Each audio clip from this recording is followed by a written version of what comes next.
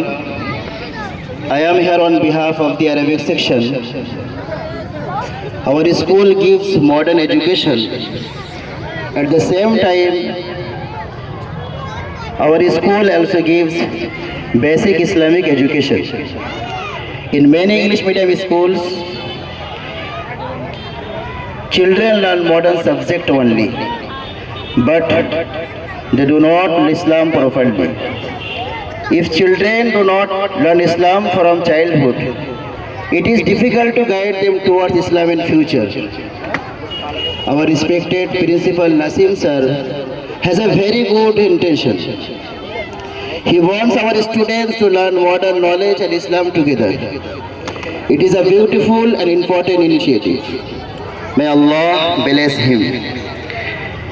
Islam is the religion of peace. Islam teaches good manners and peaceful family life. Our goal as Muslims to follow the Sunnah of Prophet Muhammad sallallahu alaihi wasallam. Children can follow the Sunnah when they learn Islam in school life.